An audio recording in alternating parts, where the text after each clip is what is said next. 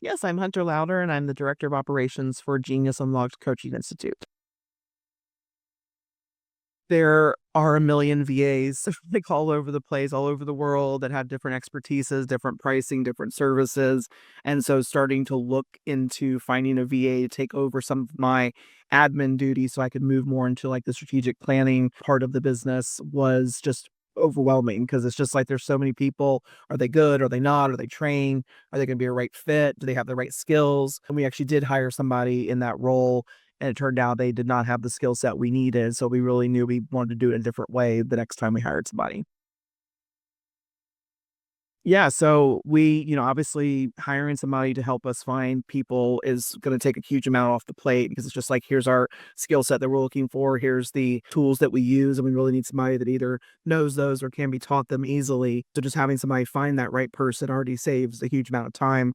And then when you get that person in, we went through a couple of VAs at first to find the perfect one that we have now, which is just natural because not everybody's gonna be a great fit. Sometimes people change careers, like, so it has nothing to do with resource worldwide. But again, I find somebody, I train them, and then they leave or they're not the right fit. Now I got to start all over again. But with resource worldwide, I can say, hey, can you all please help me find somebody new because this person isn't working out?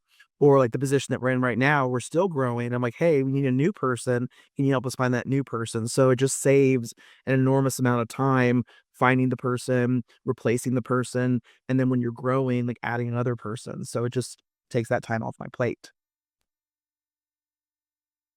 Yeah, so I will say from the very beginning, I am super pro like delegation. I'm a fan of VAs. I always have been in all of my businesses that I've been a part of. So it definitely takes a little bit of a mindset shift to say, hey, I want to grow and I want to have more time either to myself or to grow my business. I need somebody to take over these really important tasks because admins are doing really important tasks to keep the business alive, but the owner or the director of operations or the people don't really need to be doing those tasks themselves. So at a certain point in business, it's important to pass them along to somebody who like is really good at doing that and then let you go off and do what you're really good at, which hopefully is building the business and or taking more time for yourself as well. So with, Chris, who we've had in this role for the past, I think almost 6 months now, it's really important to have an idea of what you want them to do when they come in.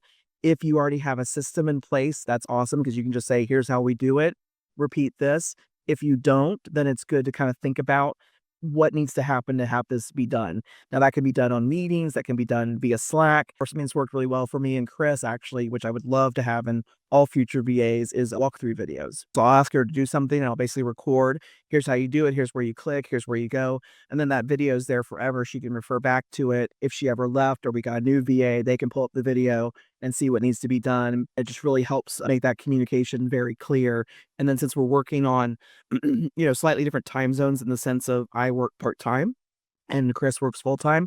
So she can even get stuff done when I'm not working because she has that video to play off of. So it's really nice cycle and flow that, she comes to work in the morning.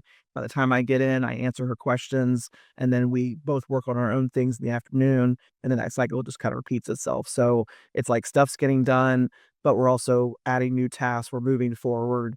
We're problem solving and all of that.